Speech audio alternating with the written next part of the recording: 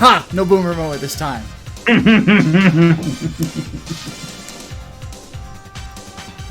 So, we've got some interesting stuff to talk about. We're going to close out Pride Month by making fun of a couple of gay people. Her name is Micah Curtis. And I'm Alex Baldwin. And welcome to Die!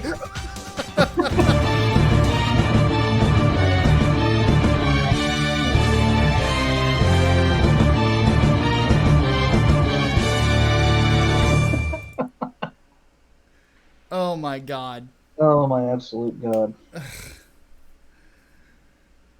Let's go ahead and get straight into it. Hatman, pick of the week. Go. I saw Godzilla. I saw the new Godzilla. Literally, I've been wanting to see this, but I just didn't have the time to, like, ever since it came out. And then on a whim, I was like, oh shit, well, when does it leave theaters? And it turns out it left the next day. I saw it on Thursday. So I caught the last screening Thursday night of the last show of Godzilla in my theater. I basically had it to myself. And I did that instead of watching the second Democratic debate.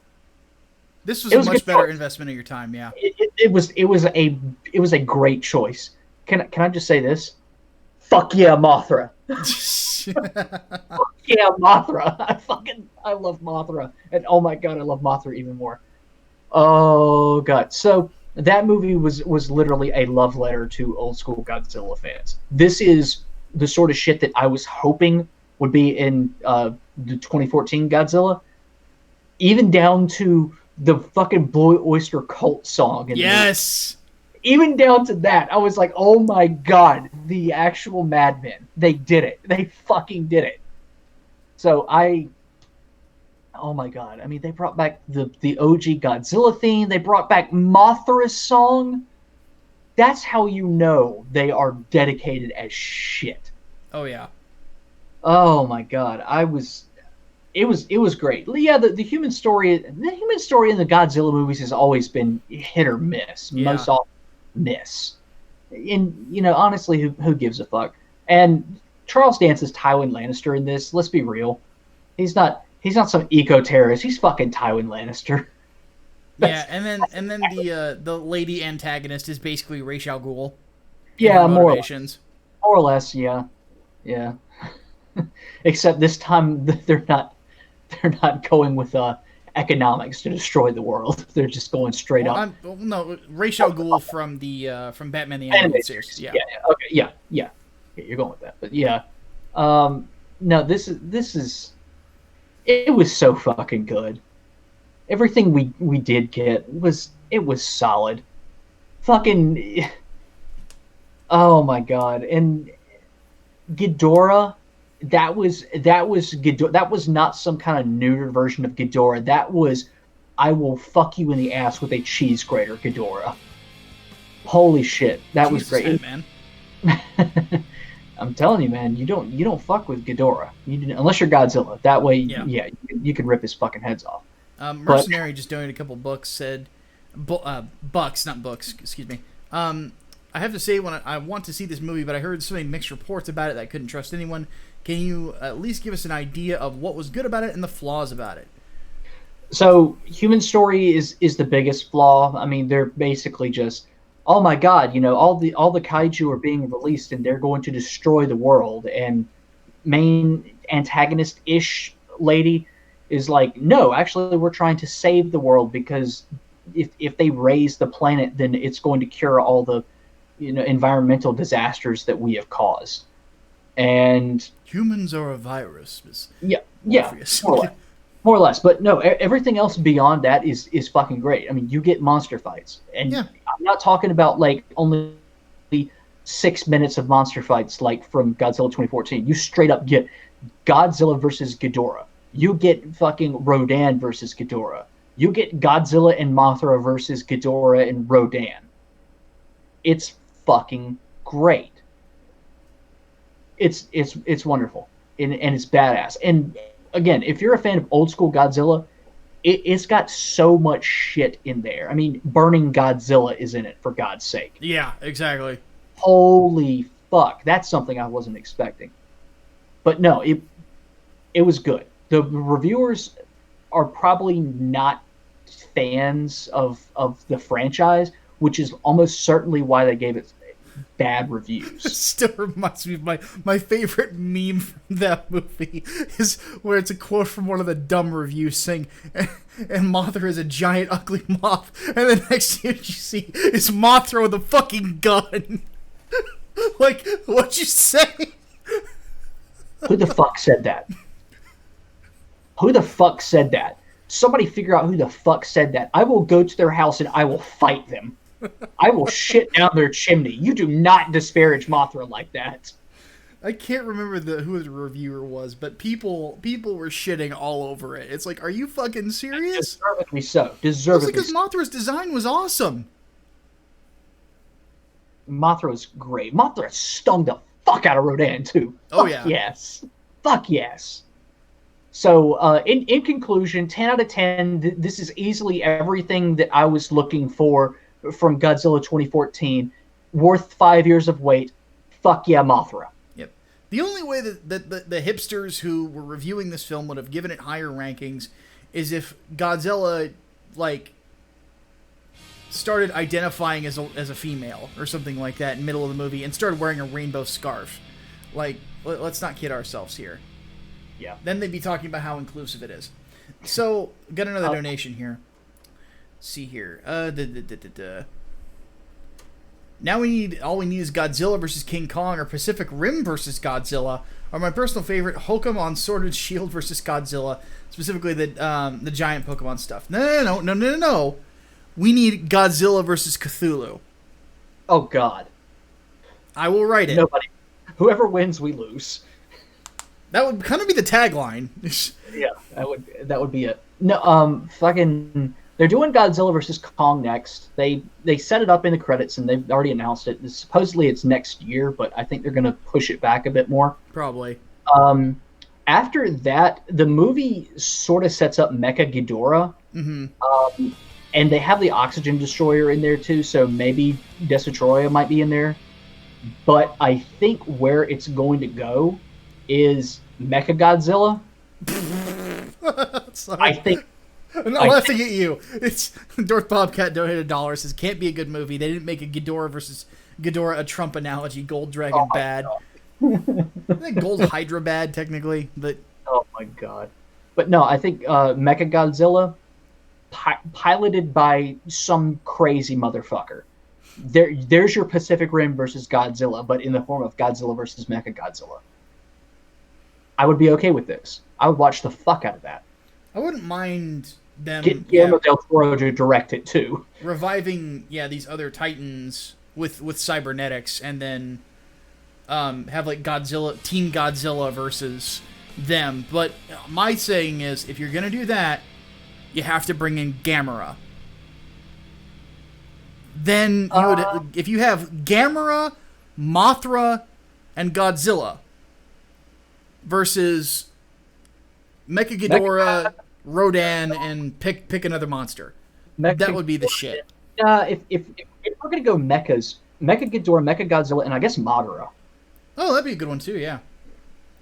Why the fuck not? Space Godzilla? No, don't. Wait, hold on. We're neglecting Evil Mothra. What was evil Mothra? Batra. Yeah, Batra. So, Miss Rena says, sorry. Mothra and Batra. Since you're gonna make fun of a few gay people, I wanted to know if you gotten a chance to read the Sister Claire webcomic. If so, tell us thoughts. Why is everyone lesbians? Oh, I don't know. I was bleeding up my fucking eyeballs. Not to mention, like, the siren is a clear fucking Gonagai ripoff. Ugh, that was disgusting. Hated that comic. Fucking shit. What about the new Bernie and AOC comic? Oh, don't give people ideas. All right, Chaos Sonic says still love this. Just wish more people would watch it. Yeah, me too. This was a great movie. All right, on to my pick. So I originally thought about reviewing Upgrade, but I wanted to. Problem is, like everybody's already seen Upgrade. If you haven't seen Upgrade, you should. It's a great movie. Have you not seen it yet, Hatman? No, it's on my list. Oh, it's dude, on my list. move it up. It's really good. Probably one of the best cyberpunk movies I've seen in a long time. But anyway, no, my choice ended up being one that I like a 2 a.m. like anime thing when I could not sleep, and that was Lily Cat. So Lily Cat is not what you would think of from the title. Imagine if you took The Thing, an alien, and put him in a blender, and then served it up in Japan. That's basically what Lily Cat is.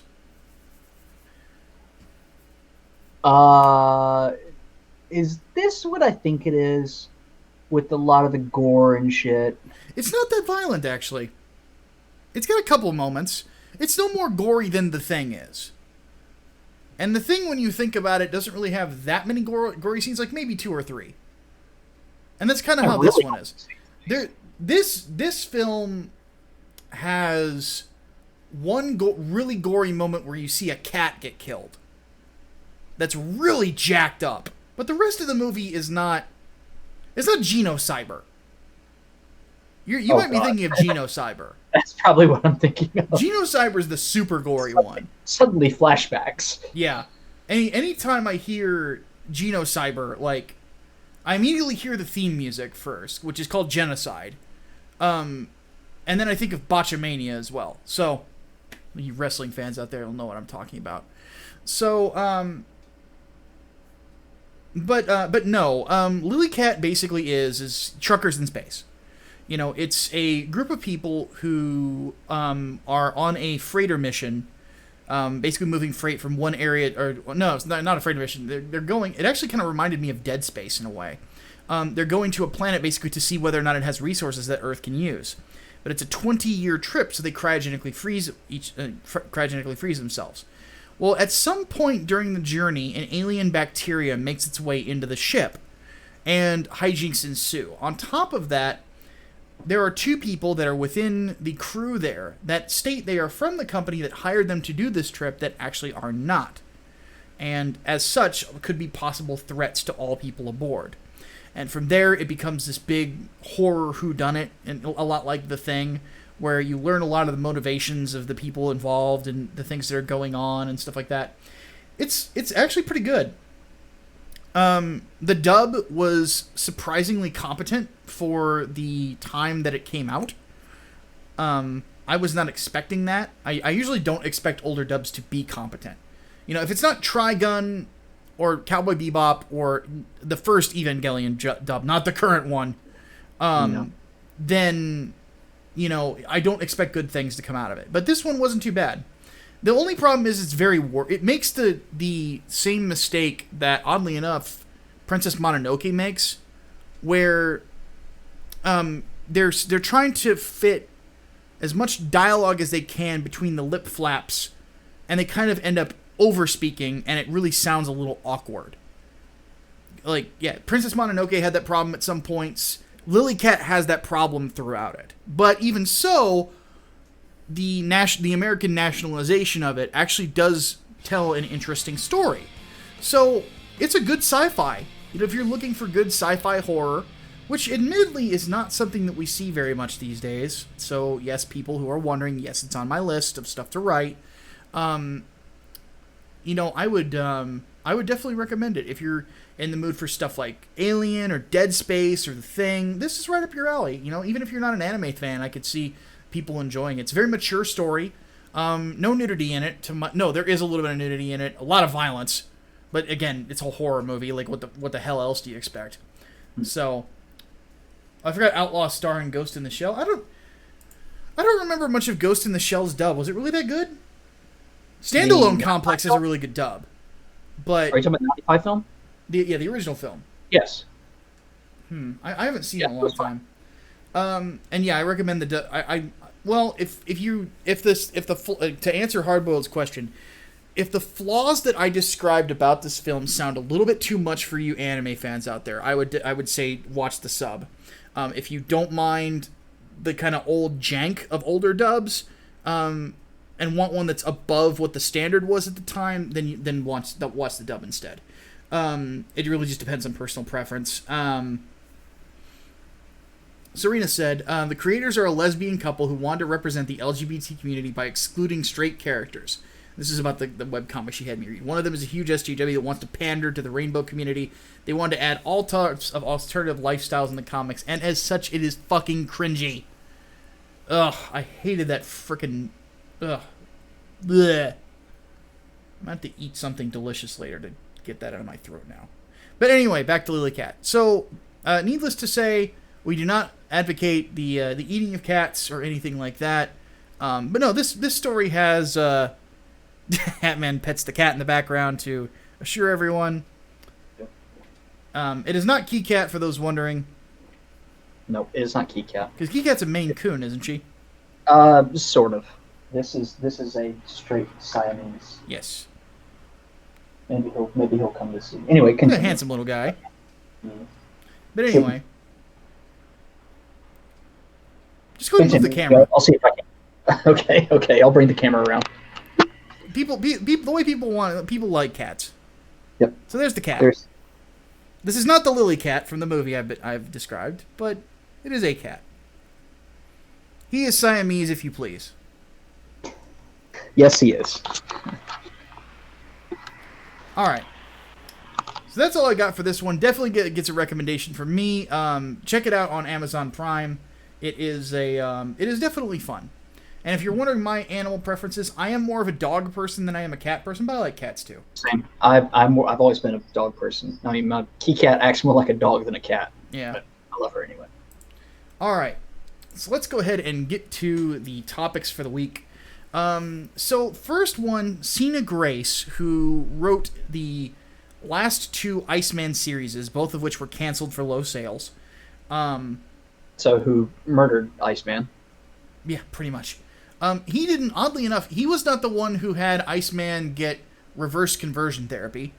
That was Bendis, actually. Because Bendis. Yeah. But because he did that, because past Iceman was turned gay, now current Iceman must be gay. So basically, he pissed on a pile of shit. Yeah, pretty much. Which, by the way, this was something I found interesting. Sina Grace, in his Tumblr post, flat out fucking admits that it was not a popular decision to do what Marvel did. Flat out admits it. So, why? Diversity. Like, I don't know why, and this is something that both Diversity in Comics and Ethan made a point to mention, was that Iceman was for lack of a better term, a pussy slayer in his day.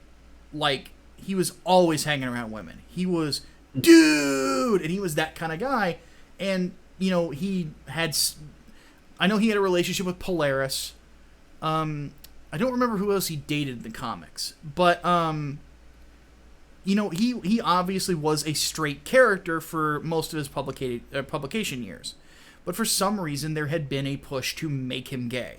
I don't know why. Why Iceman, of all people? But they just wanted to do that. So what ends up happening is Sina Grace writes this Tumblr post about how Marvel did not have his back when people didn't like Iceman. And so let's go over the two things on his post that I agree with.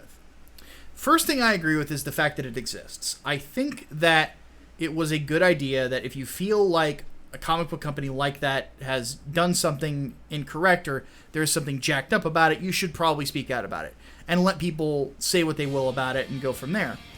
The second thing that I agree with him with is he was the gay man given the gay character because he is gay. This is one of the biggest tarnishes on Marvel Comics since Stan Lee left the company in a role outside of founder. Like, what happened, this is something they did to Christopher Priest, too. He's the black guy, so you put him on black characters. He wasn't always like that, but when leadership changed, because Priest was working with Marvel throughout 70s, 80s, and 90s. He was there for a long time. But with Priest, he wrote white characters. He wrote Spider-Man, Wolverine, all this other stuff, and then he was given Black Panther because leadership changed and he was the black guy. Mm-hmm. And needless to say, that is something that Marvel tends to do and still does, and people still speak out about it. The fact is that you have a gay character, the gay guy writes it. You have a Spanish character, a Latino character, you have a Latino person write it. Even and that it goes on and on and on. And I think that's bullshit. Social justice way. It's the social justice way. White people cannot write any characters of color. Straight people can't write gay characters. Unless you're a top-selling writer or you have friends. Brian Michael Bendis can do that because he has friends in the industry. Yep. Just keep in mind, Brian Michael Bendis created Miles Morales. Mm-hmm. Created Jessica Jones. What's another one that he created? Created Ironheart. Riri Williams. Oh God! Don't even. Yeah. Don't remind me. So he's allowed to do it. I need to drink to forget her. Yeah. But not everybody else is. So that is something that is a big problem at Marvel. So that is something I agree with Cena Grace on. That is fucked up. And I think that that's really silly of them to treat him that way, just because he's the gay man, so we put him on the gay character. When, oddly enough, in his book, he wrote straight characters better. Darth Bobcat makes a pun. It was Iceman so that being gay would seem cooler. Boo! Anyway. So, what I have a problem with in what Cena Grace said is he made statements about Marvel not having his back when it came to things. And he asked for a book, another book, so that he could prove that he's not the token gay person. So here's the thing about the comic book industry. Cena Grace had been an editor for a long time, had just recently started getting into writing. The thing about writing is that you have to be able to push books or be a publicity stunt. Those are your two things at Marvel right now. You have to be a seller or you have to be a publicity stunt. You know, you look at who's writing Captain America right now is Ta-Nehisi Coates. That was a publicity stunt. You know, Coates didn't earn that book at all. He couldn't sell more than 30,000 copies of Black Panther, and now Captain America is losing sales every fucking month and will probably be underneath 30,000 within a year because people are abandoning the title. He's not hitting A-list numbers now. No. An eternal A-lister cannot keep A-list numbers. Yeah, and that's you fucked up. Yeah, that's really bad. Because and keep this in mind. Nick Spencer's Steve Rogers Captain America sold at least 40,000 each issue. You know, the Sam Wilson book didn't because Sam Wilson's not as popular as Steve is. So, yeah, if you're not a publicity stunt or you don't have friends, you're not getting a big book. Yeah. And even if you have friends, you're not getting the biggest books out there. So, just asking for a book is not going to do anything. The way that Marvel has always done it is that for those people who, you can be LGBTQ, BBS, WTF, nobody cares. Could be in that group all you want, and they might bring you on. But if the book you get doesn't sell on top of the press you're going to get for being gay, they're not going to put you on another book. No. And here's the unfortunate thing about Cena Grace. They probably should have. Because he wrote straight characters better than gay characters. Iceman was fucking annoying under Cena Grace. Nobody liked him. He changed Bobby's personality completely. It's almost as if they rewrote the character. It's almost as if people don't like that. And that's the reason why they didn't buy the fucking book. Not surprising in the slightest. That's what happens. And what... Marvel can't get its shit together. Yeah, apparently. and basically what he wanted Marvel to do was to come out and start shitting on the fans and, you know, all this other stuff because he was getting made fun of and things like that. Like, they're not going to do that, you know. What the hell does that even accomplish? Yeah, it's like, if you are actually being... And here's the thing, he did the same thing that they always do. They brought out 3 salty tweets that he has saved apparently for months. And that's about it. Like, there wasn't a whole lot of evidence that he was getting harassed, quote unquote. You know, and I have my doubts about it. You know, you can't blast. They can't. The last time that Marvel blasted their entire reader base for 5 salty tweets was the milkshake thing. Mm-hmm. It didn't pan out well for them. No, it didn't. It's still not panning out well for them. Yes. So, yeah. When it comes right down to it, Cena Grace did not earn there. And that's something that needs to be understood. He did not earn. You know, he could not... You know, it's like, oh, it's this great thing that we're finally writing this out character. All right, well, you didn't make that out character interesting. You didn't make that out character something that people wanted to read. And that's... At the end of the day, that's all that it is. If you can't do that, what good are you? Nobody's going to give a fuck about your character if they don't want to read him. Yeah, like, and that's been a Marvel problem ever since, you know, I think Steve Ditko was probably the last guy who really... Not Ditko, Jim Shooter was, like, super sales-driven.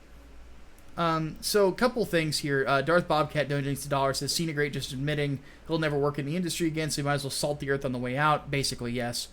And then what happened to meritocracy at Marvel? Do they realize they could be sued for, and that's from Serena, could be sued for discriminating certain writers from writing a character based on their identity? I don't think that'll ever happen.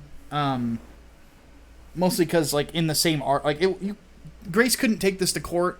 In the same article that Tumblr post he's writing there, he's praising them for having an out gay character, and like it's such a great thing. Well, in the court, the defense is going to go, well, if it's such a great thing, why is it insulting for you to write him? So it wouldn't go anywhere. It really wouldn't. It's one of those things that Marvel editorial is notorious for, not because they're idiots, is basically it.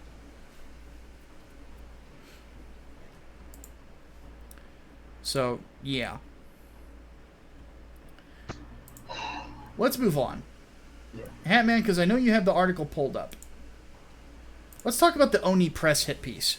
Because this one is catastrophically stupid. And we've got 5 minutes. Apparently it's not okay to fire people or let them go in a merger unless they're white dudes. Because that's the big complaint here. Oni Press merged with Lionforge, and they let go of some of their staff because that's usually what happens during mergers. Those staff members just happen to be queer women and women of color, quote unquote, which means, of course, the company is horribly racist and sexist and transphobic, homophobic, whatever the fuck.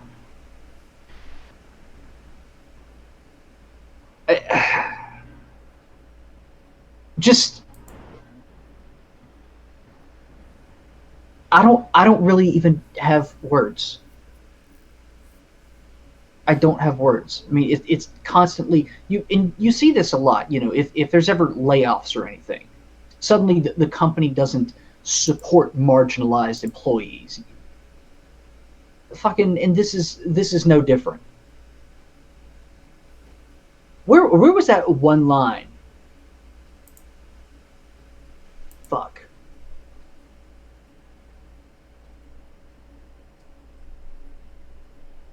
Micah, help me out here. What was that one line that I pulled out that was just fucking crazy? I can't remember, but it was basically along the lines of, or one that she was like encouraging people to like record every conversation with their employers and stuff like that. I'm like, that's paranoid.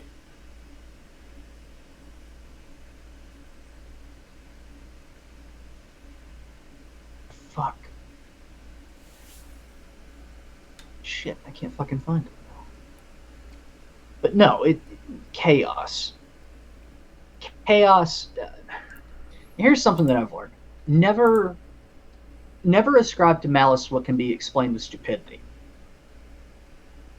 People are going to be stupid. You can't expect them to not be fucking stupid. In these sorts of cases, and I'm guessing in what's becoming ridiculously common among the marginalized, is automatically, nope, it's malicious, when it could just as well be stupid.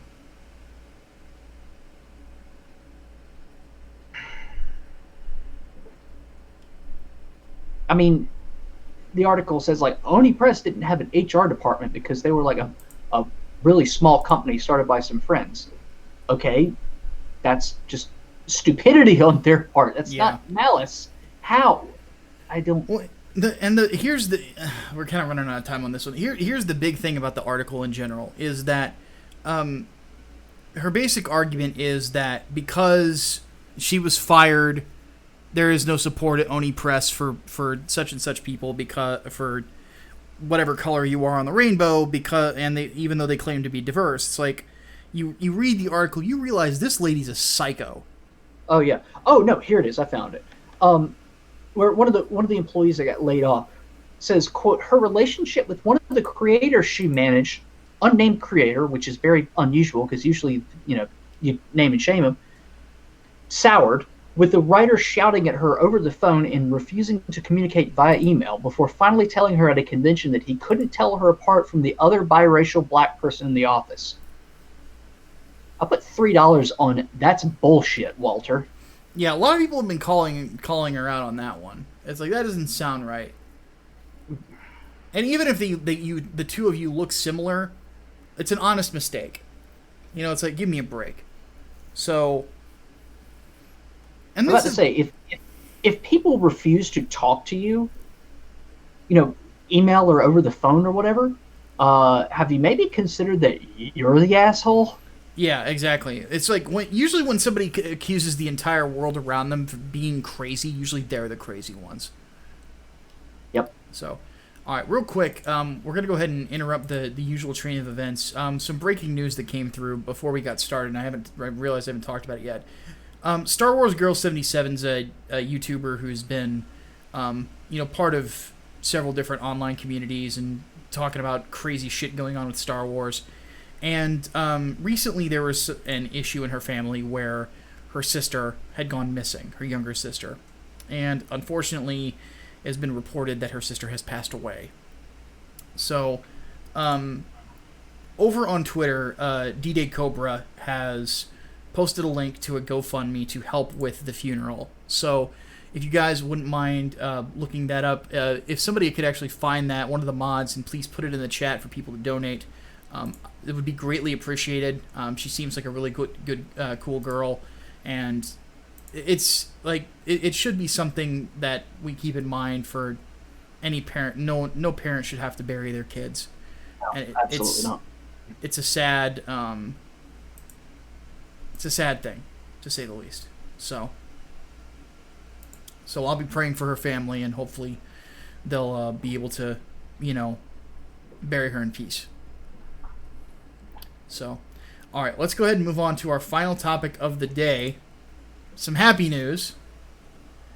Inglewood, our comic book, is on Indiegogo right now. The link is in the description. If you have not backed it, go for it. Seriously. It has been a long process for us to get this book live on Indiegogo. And on top of that, and here's the thing, is this is a 2-month campaign that's going on. And we actually put it up with, like, the cover it wasn't even completely finished yet. So that will be getting updated. Several things on this campaign will get updated as the campaign goes along, and as Brian works on the pencils and the inks, and then Armand does the color work. He is actually, I tweeted out a photo of his work in progress on the cover. It looks incredible, to say the least.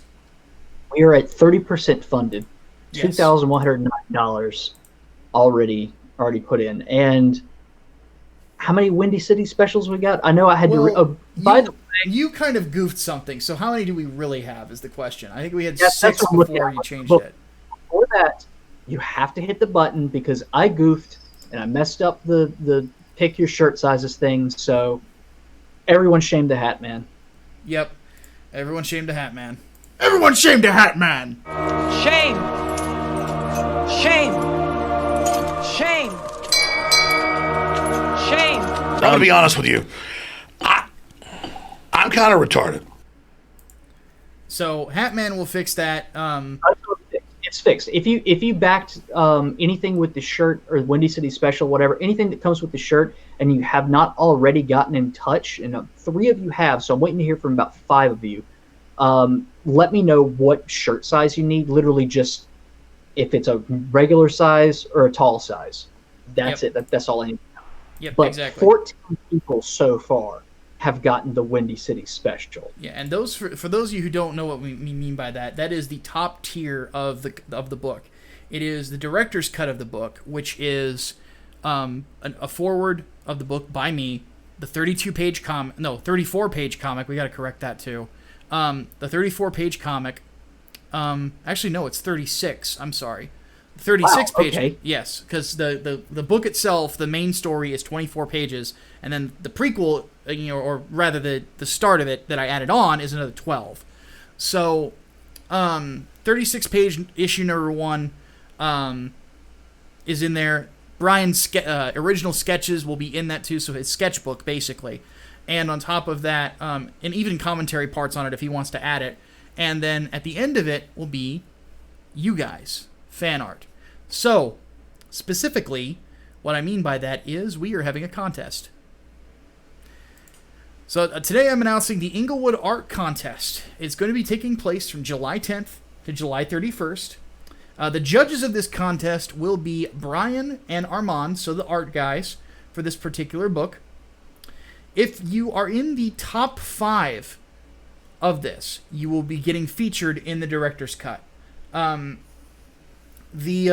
top of that, whatever your social media is, or links to your DeviantArt or whatever that you have out there, we will also put those with the image. So basically, it gives you a free plug to anybody who would be interested in your art in the future.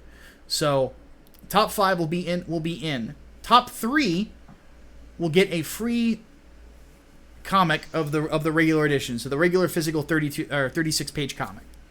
And then the winner of the contest, of course, will get the Windy City special. You get a free copy of the director's cut. You get a digital copy of the director of the comic as well.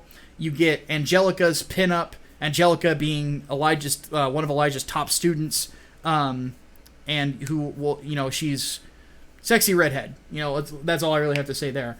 And then, of course, the Born in Blood t-shirt, which if you are not watching Brian Martinez's streams, you should be, because he is designing that this week.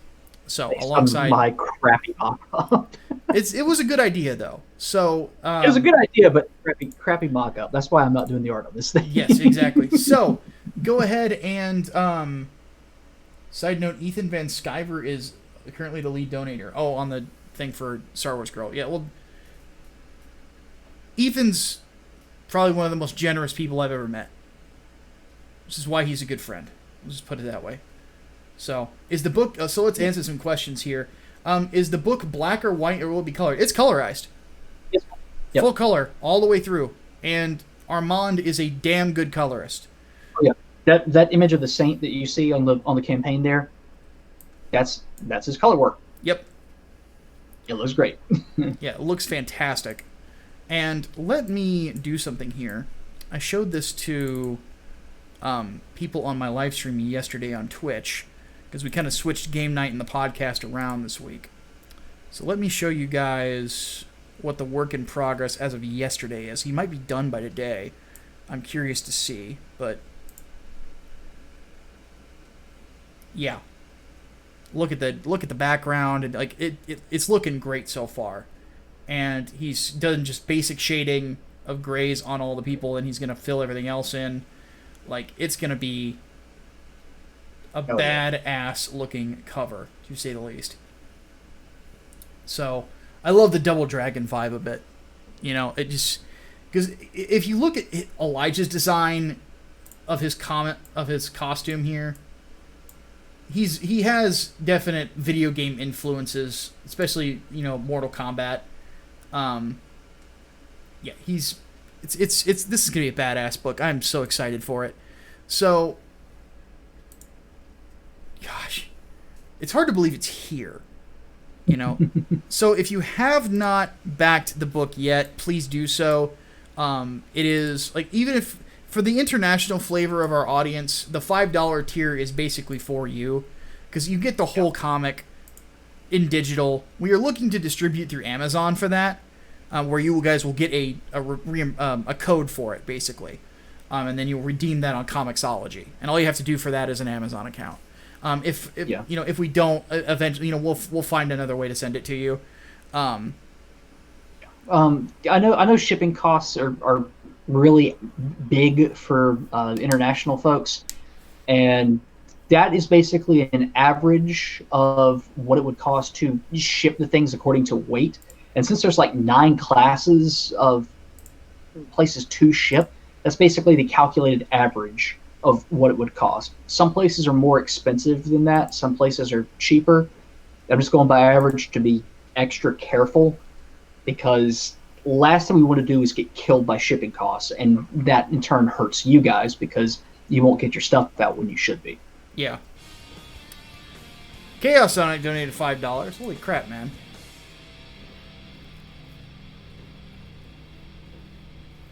Why didn't you advertise this as Hero Born in the Hood? Because that would be really cringy. Chaos Sonic said, as I said before in the Twitch live stream, we'll support you no matter what, even with the difference in politics or entertainment. If you both feel like failures, just remember we've got your back. Well, we appreciate it, guys. Thanks, man. For sure. So, but yeah, we've even had backers since just a couple more. Like, we just went up to 2133. So thank you for the few new backers that we just got there. But anyway, somebody also asked about the pinup. We should actually have at least the basic sketches of it this week. And both that and the cover will go onto the Indiegogo campaign. Because we do understand that, and one of the criticisms that's been given is, like, you know, the only color image we have is at the top of the page. So, fair criticism. I understand completely. But, yeah, we're looking forward to it, to getting that from Armand, and yeah, it's gonna be an incredible comic. I love Brian's art style. What it reminds me of, I've been watching Spawn the animated series this week, because I'm doing another things I love video in the near future, and his art style reminds me of that art style, that sort of animation. So, I don't know, maybe someday we'll get to do if this book is successful enough, we'll get to do like an Inglewood animated series. I would love to do that. That'd be great. So, That'd be great. Let's go ahead and start answering some questions. Yes, it is time for the Q&A. I kind of went on a little long there. I'm sorry about that. Yeah, because we got a lot of stuff. Holy Ninja. How are you supposed to enter artwork is the answer from Waste Coast. You can send it to us via Twitter. Don't wait until July, because the reason being that we're waiting is there will be sketches put on the Indiegogo campaign of the main characters, aside from Elijah. So, and the sketch of him will be in his final armor set. So that'll help you guys. Yes, I actually asked the artist to do that for you. I had realized that it's something that that Andrew Huerta did for Sovereign, and I'm like, yeah, that's a really good idea. We should do the same thing. So, but yeah, okay. Like let's either that, or you can email it to us. You can email it to Hatman. Basically, Hatman will and then he'll put it in the Discord server. I'll save it in a folder so that when it comes for the judging, we'll all have a meeting of the minds. But you can always send it to us on Twitter. If you don't have Twitter, get Twitter. Actually, if you're an artist, you should be on Instagram of all places. Instagram is the place for artists, especially if you want to start gaining a following. Don't go to DeviantArt, goddamn it. Don't go to DeviantArt anymore. It's a very strange place. This is a silly place. Yes. Okay, so Holy Ninja asked, could we get an alternate poster if we don't want the pinup? Well, the dimensions might be there where we could do a poster of the cover. Because we are printing these ourselves. Yes. So we'll consider it. It would have to be a separate, though. That's the thing. Yeah. But yeah, that's not a bad idea. Because the pinup is like movie poster sized. It's huge. No, we can't do double-sided posters. Else I would say we could do that, but we don't have the tech for that. No, sadly not. Sorry. Let's see. How can I get this comic book? Please note that I'm in Kenya. Back it. We can send it worldwide. Yeah. Worldwide, you do have to pay shipping. If you want the physical. If you want the digital, then there you go. Yeah, if you want the digital, you will not have to pay any shipping costs. $5 down, you're good. Any other... let's do... For 2 more minutes, we're going to go ahead and keep doing questions about the comic book. And then we're going to move to Q&A, and we'll do Q&A for about 15 minutes after that. Let's see. So get your Any other questions in Comicsgate now. YouTuber shouted? Say that again. Any other Comicsgate YouTuber shouted? Yeah, a couple, I think. But speaking of which, there are some other guys that were considered Comicsgate Wave 3 that you guys should check out. Von Klaus, who's doing Monster MD, he's an awesome guy. Eric Weathers, who is lettering everything, basically. In fact, his Twitter is Eric Weathers Letters Everything. He's doing Flying Fortress. And then, what is Cal's last name? I always forget it. Cal Jameson is writing Shinobi Sasquatch, which the art in that book looks fucking insane. Awesome. It reminds me so much of Dale Keown. It's ridiculous. I love it. Okay, so Cooper's Revenge Home asked, did you take inspiration from Daredevil? Because I sort of feel that vibe. And do I tell friends when I shill it if they like Daredevil, they'd like Inglewood?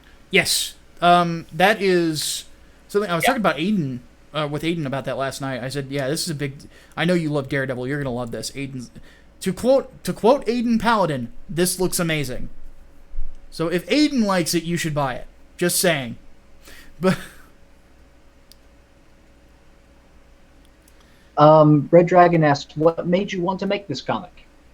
The fact that there wasn't very many good street-level comics.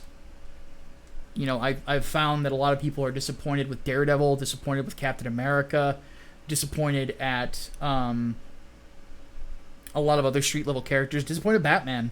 You know, I said, why don't I get in the race? I could make an interesting character, and I pitched it at one point to my direct audience, and everybody's like, yeah, fuck yeah, let's do it. Do it. You should write it. So I did. Now, the concept of the character came from years ago, where I thought to myself, like, what if Chicago had a superhero? Because I had a friend at work who was originally from the Englewood area in Chicago, and she had to bury, like, I want to say it was like 4 relatives over the course of 5 weeks. It's the most violent part of Chicago. You know, it's a scary place. So... Daniel Parker, yes, I did get your message for the shirt size. I have a list. I have 4 now, so 4 more people still need to email us. You can email the campaign. There's a way to email the campaign, and that goes straight to our shared Gmail account. Or you can email me, alex@hatman.net. Just include the name that you ordered under, so I can make sure that you actually get the thing, and what size shirt you want. You know, whether it be something different than what you ordered or just regular tall, whichever one. And I will get it squared away. But I've got 4 of you corrected already, so. Yep. Just got another backer. Thank you. So, we're It's so hard to believe we're over a quarter of the way funded. This thing hasn't even been around a week yet. That's crazy. So, one more question about the comic. Has Chuck Dixon expressed interest? I haven't talked to Chuck about it. And if he did, right now I would just want to get this established before I start having other people write stories about it. Because I have plans for this. I want to get the first arc done before I see how crazy this is. So, but needless to say, this will be a one hell of a book. I think a lot of you guys, especially those of you who love street level characters like Daredevil, like Captain America, like Batman, and stuff like that, will like it. If you like old Iron Fist or Shang-Chi as well, this will probably be up your alley, because this is about a guy who is primarily a martial artist. Does not use a lot of gadgets. Oddly enough, he has them, but he himself directly does not use a lot of them. A lot of them are used in support of him, and you will see one of his support people, Echo, in the comic as well. So, because basically, and let me just describe this before we go into Q&A, is the story is in, the main story is in medias res, meaning it starts. The first thing you see is a year after the traumatic event that creates the Saint of Inglewood. When the comic starts, you see him established. He is the Saint of Inglewood. Everyone knows who he is. He's basically an urban legend at this point, and has made himself one. And he is in the process of bringing down one of the gangs who is vying for control over the Englewood area. And after that, it flashes back to how the whole thing started. So it's going to be quite the book. You will like him quite a bit. You'll probably like the weaponry he uses in it. You'll probably like his techniques, how durable he is. He's also freakishly strong.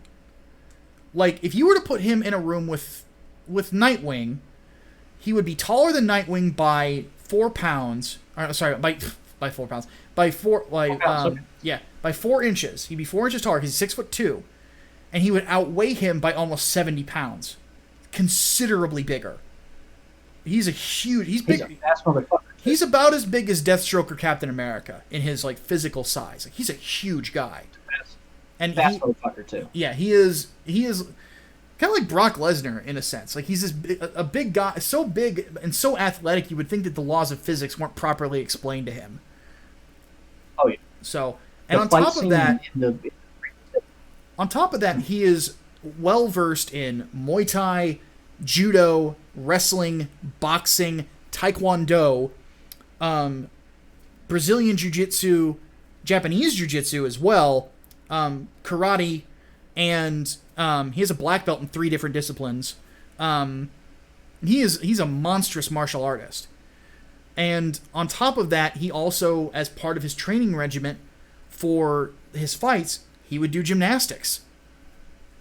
He is hyper agile. He is a monster of an athlete. He is basically like the John Jones of that universe. If you don't know who John Jones is, you'll have to look him up. He's crazy good athlete.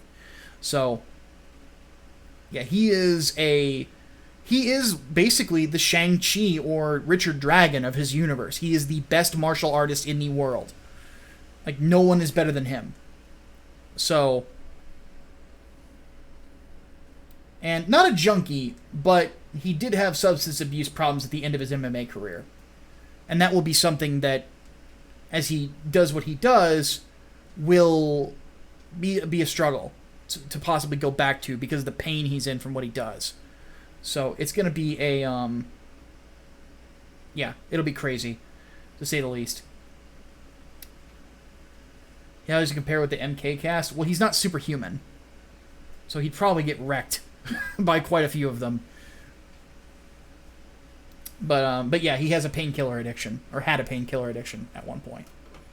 Not steroids, oddly enough. It was a painkiller addiction because he had lingering injuries. So, all right, let's go ahead and get into the Q&A itself. Or unless people want to keep asking Inglewood questions for the next 15 minutes. So, and we got a couple donations I need to read off anyway. So, 420 Gunny donated $5. Said if they would do a Star Trek the Next Generation movie, I think James McAvoy would be a good Captain Picard. He's a good job playing a young Professor X. Also, I think Christina Hendricks would be awesome to play Dr. Crusher for obvious reasons. I like this guy. I like the way you think. And then Talon Silverbane donated $5. Said cheating hero. 2 questions. Wanted to ask if I had an idea for a comic series, graphic novel, could I pitch it to you in Hat? Maybe even see about getting someone like Ethan to look at the idea. Yeah, tell us what you think in the Discord. We'll give you feedback. Yeah. Mercenary says, every time you say Inglewood, you make me think of Englewood in Los Angeles. My old hometown, I grew up back in L.A., wasn't that bad. Right next to the freaking airport, the usual original Escape from L.A. person. So yeah, it's Inglewood with an E, and yeah, it's the neighborhood in Chicago. So. Nightwing versus the Saint, and why would Nightwing win? Nightwing has actually struggled with people physically bigger than him for ages. I don't think he would win. Because, by all means, Saint is bigger, stronger. Physically speaking, in the comics, you could probably compare the Saint to Deathstroke or Captain America in a lot of ways. He is that kind of athletic. He is that kind of, scary. Well, not quite, because he's not enhanced. But he's about as close as you get to it. So I guess closer to Batman. But stronger. And that's the scary part, is he is so strong. There's going to be a point, that I've written later on where he basically beats a guy who is also a martial artist by grabbing him by his ankle and swinging him around face first into a lamppost. He's a beast, and he's a wrestler, so he likes to slam people. In the comic, he German suplexes somebody. It's one of his go-to maneuvers, is he likes to suplex people.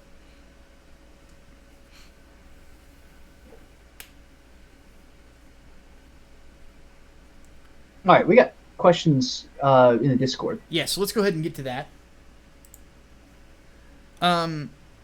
Let's see here. So, what do we think of the Deus Ex titles from Alistair? I like them. Oddly enough, I actually like Human Revolution more than I like the original. Hammond, have you ever played any of them? Deus Ex? Yeah. I've started Human Revolution. It was free on the Xboxes, so I went and got it, and I started it, but I haven't continued on. You should. It's a really good game. The sequel to it is an acquired taste. Good game, but it doesn't quite hit the highs that Human Revolution does. Let's see here. Darth Bobcat says, writing challenge, you have to make an established second or third tier Marvel or DC Comics character gay as the focus of a storyline. This character has never had a hint of gayness in their publishing history. As a mandate, you can't do anything about it. How do I approach it? I quit. And I go back to writing independent comics and making more money. That's a reasonable solution. Yeah, I would threaten to walk out. Because you are not. If you want me to create a new character who's gay, by all means, I will. Actually, I'll take up the challenge, and I will make it as Squirrel Girl is gay, and she has to learn to live with the fact that she can no longer says that she eats nuts and kicks butts anymore.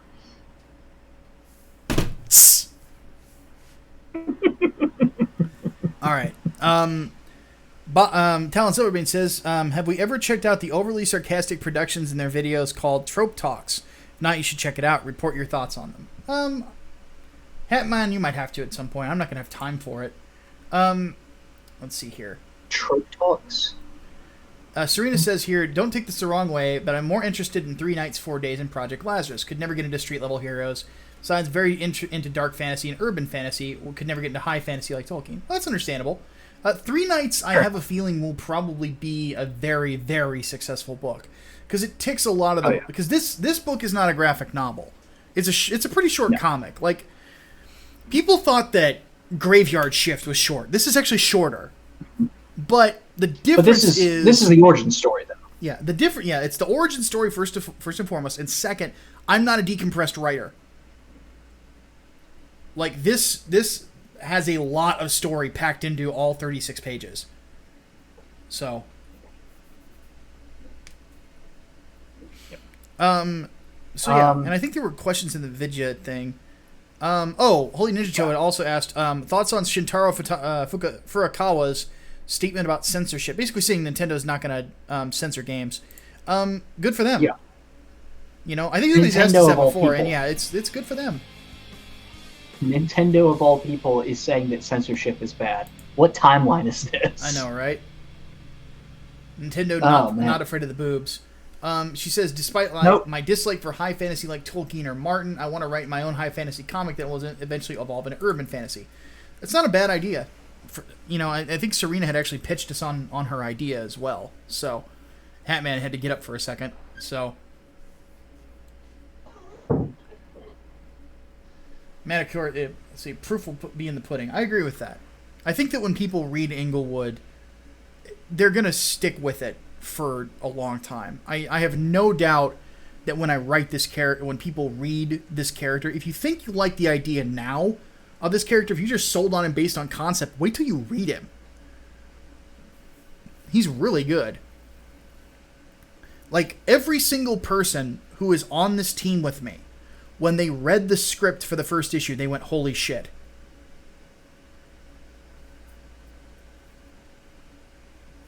It's not very often you get that. So, and people who have read 3 Nights, 4 Days, like, they have the same reaction. Same with, I had that reaction. Same with Project Lazarus. Like, I am one of those writers who, my big inspirations are all guys who like to punch you in the gut. You know, Frank Miller, Warren Ellis, J. Michael Straczynski, David Michelini, Christopher Priest. You know, all guys who really like the sort of high impact stories. I love that kind of thing. I like, because at the end you're left wanting more, and that's the point. That's how you sell your audience. You want them to come back. You want them to read the story over and over again. You know, Jonathan Hickman recently has been a really big influence on me as well. Jim Starlin, you know, like those kind of writers. They sell comics. They write comics. It's what they do. You know, and it's I love it. So, all right. So on to the chat. For the next 5 or so minutes, I think. No, next like 8 minutes. All right, Swordsman100 asks, thoughts on Lockskin and Noggin saying Rezaham would be a Republican and Zekrom would be a Democrat? Reshiram would be a Republican and Zekrom would be a Democrat. I don't... Is that because Reshiram has red in its color and Zekrom has blue? I don't know that's stupid. What is he referencing? Legendaries from Black and White. Oh, I don't... Legendary Pokemon. I don't fucking know. I guess because Reshiram is white and has red coloring, and Zekrom is black and has blue coloring. That's the reason why. If that's the case, then fuck that shit. Yeah, we got another question from the Discord here. Zion the Blank says, got any tips for someone who wants to write a comic, do this crowdfunding thing, doesn't have any contacts for artists, etc.? Just reach out to artists. Like, follow people on Twitter who are small-time artists that you like their art and just tell them about it. That's what I did. Like, one thing that caught me off guard, Von Klaus is doing Monster MD. I did not know this. It's been following me since the Gamergate days. And that's what he did. Just found an artist he liked, emailed him, and got him on board.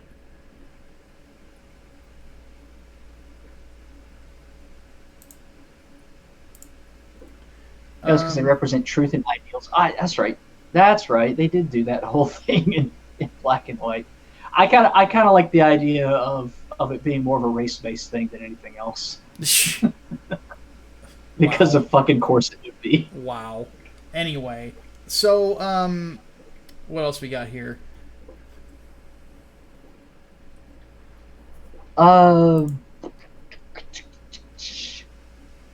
Let's see. I saw one from Cooper's Brinchome. There we go. Can the Hatman tell us what he thinks of Junichi Masuda doubling the fuck down on Sword and Shield, and also some SJW said classical music is racist? Recommendations? So for the first part, I think it's fucking stupid. I think they don't have a goddamn argument, and pretty much every excuse that they've laid out so far has been thoroughly debunked by everyone. So, fuck Dexit, fuck you. That's bullshit. Classical music is racist. Who do I have recommendations for? Chopin's is always good. Classical music is racist? I don't understand it. Recommendations for classical music: Chopin, Beethoven, and Bach. Pachelbel. There you go. Bach, yeah, Bach is up there. How is it racist? I guess because it's old white dudes that did it. I don't know.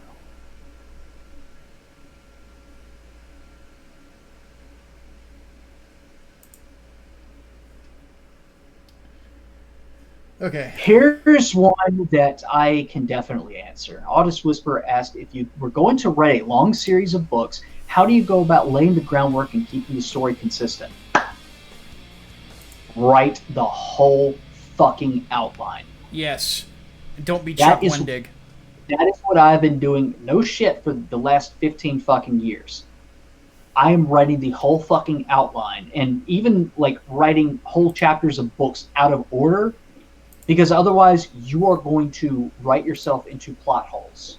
Yes. That's what I do, is I outline everything with my comics. I highly recommend you do not write in order and just see where the books take you, because you're going to end up in a George R.R. Martin situation and you're not going to know what the fuck to do. Even if it's just major story beats, go with that. But outline the whole fucking thing. Easiest thing to do is know where your starting point is and know where your ending point is, and then fill in the blanks in the middle. Yep. Exactamente. Let's see here. Oh, we got a donate from Mercenary X. Says, saw the video about Noggin, more like ideals versus truths, as he puts Republicans under truth and Democrats under ideals. And the whole thing also involves alchemy in the mix. I don't remember alchemy being a part of Black and White. I don't fucking know.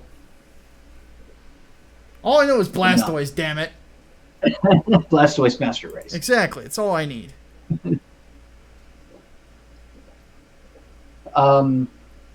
Let's see. All right, Ultimate Agent asks, Micah, which writer wrote Doctor Doom the best? Ooh. It's hard to not say Hickman. If I didn't say Jonathan Hickman, I would actually have to say probably, and I hate saying this, Mark Waid. Mark Miller's wasn't bad either, but Waid actually is a really good Fantastic Four writer. I really hate saying that.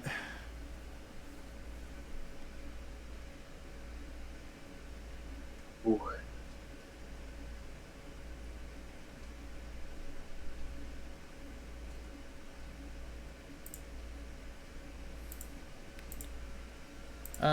Yeah. So that would be my picks. All right, so Hardworld Entertainment asks, with the discovery of the asteroid with $1 quadrillion worth of gold, do you see space mining becoming the first staple of space travel in the near future? Well, shit, I'm gonna become a prospector. No. Okay, if you did not name that asteroid Midas 22, you're doing it fucking wrong. Yeah, no kidding. Well, I have a feeling that that space mining will happen, and then we'll find the necromorphs, and we're gonna stop that shit immediately. Oh god, yep, planet cracking, motherfuckers. We're gonna find the marker. Make us whole again. We love Dead Space, if you hadn't noticed. Yeah. Except we don't care about the deep lore of Pokemon.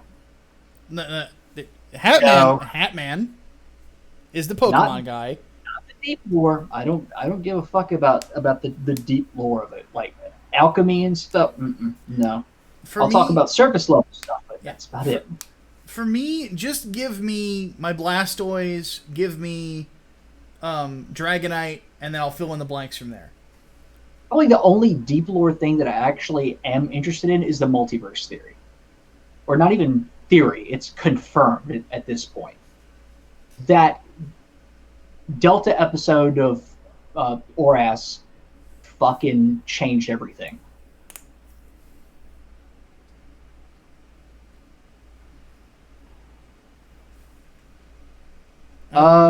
What are your thoughts on what happened to Etika? Was it the YouTuber who killed himself? Yeah. I think it's Yeah. ridiculous that people won't give a shit about mental health in a week. Yeah. Well, that's the thing. People were trying to get him to get help, and he just refused. Mm. So I think it's more tragic because of that. But yeah, people should not just give a fuck about mental health, when it's convenient for them. Yeah. Fuck that. And I guess last one, thoughts on the Warhammer 40K short films. Oh, the Astartes films. I have not watched them yet. I plan on it, but I got other stuff on the list. You guys got to keep in mind, I have to watch all of JoJo Golden Wind. All of it. And finish Rising of the Shield Hero. Because I got paid big money to do those. So.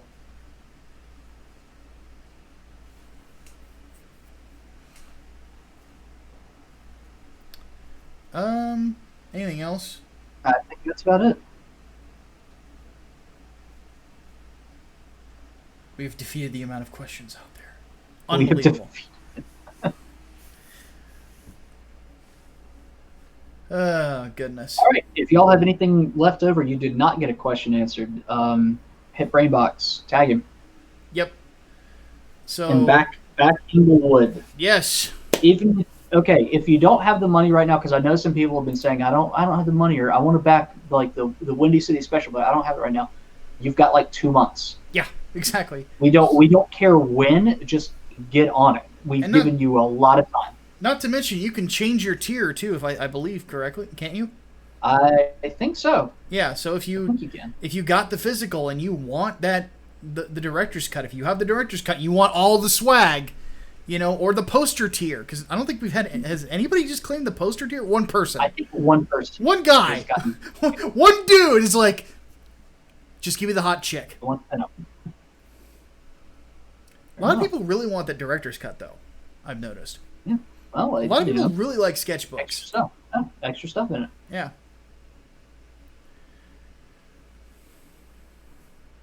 But yeah, just whenever you can. Whenever you can. Yeah, you guys And we will- you guys will like the pinup. The person I brought on board to do it for me is a member of the community and is a super talented artist who just randomly put his fucking deviant art in the Discord server, and I'm like, holy fuck! Why are you not doing anything? It was really, really odd. It's someone who you would probably know by name if we divulged them. Yes. And it was totally unexpected. It was totally unexpected for us. Yeah, I was at the time just saying, we're just gonna have the cover be the poster tier, and then I saw that and I'm like, oh, have to. Who's the model for the sexy redhead? Well, there's not really. She's not. The inspiration for her is not from an actual living person. It's actually from a video game character, one of my favorite King of Fighters characters. But obviously she's built differently. So, would back it, but can't because there's no PayPal. PayPal debit card, if you can get one. Yeah, Literally just use it for that and then destroy it if you need to. yeah. But no, the character of Vanessa from the King of Fighters is probably one of her biggest inspirations on her design. Though I sure knew he. oh no, definitely not my. Though her fighting style would be closer to Kim Kaf-Wan, because she was top ranked in Taekwondo throughout life, and then decided to take on other striking, and she ended up being his Elijah's assistant striking coach. Micah does have a wife. At this point, she is actually a professional fighter, and she has a 3-1 record. So, And if enough people like her and I can turn this shit into a career, I do plan on doing a comic with her as the main character called The Contender. Just a one-shot graphic novel. So the artist isn't Ethan. No, it's somebody who's not known.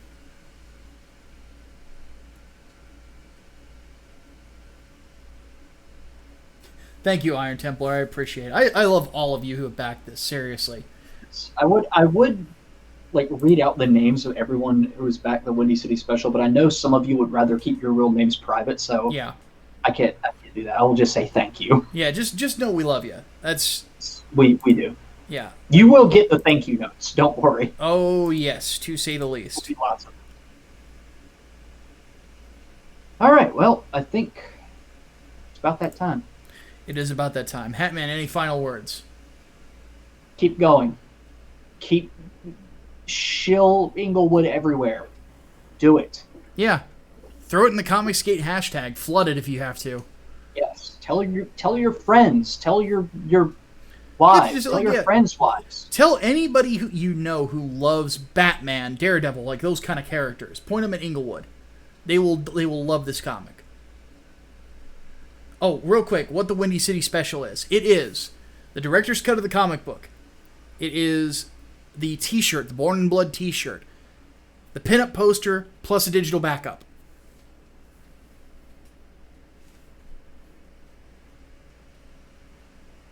I sent you a question. Was it through donation, Serena? Oh, yeah, it didn't go. There we go. Alright, so Serena donated $1, said, how do you create a comic book script? I want to turn my idea to a reality like yours. I don't know how to do it. It's actually pretty similar to a movie script. The difference is that you have to... It's a panel-by-panel breakdown. So what you do is you write... top of that is page 1. And then you give your panel breakdown. So 6 panels, each taking up 1/6 of the page. So it goes bang, bang, bang, bang, bang, bang. So that's your panel breakdown. You can do 9 panels. Yeah, you can do even 9 panels. You can still fit that. So not like 9 panel breakdown, but which is what I do for action scenes. And then you just describe panel, and what the dialogue is, and then what you're seeing. They called it the DC method. A lot of DC writers do it that way, and that's how I prefer to do it. I think it's very easy. It makes...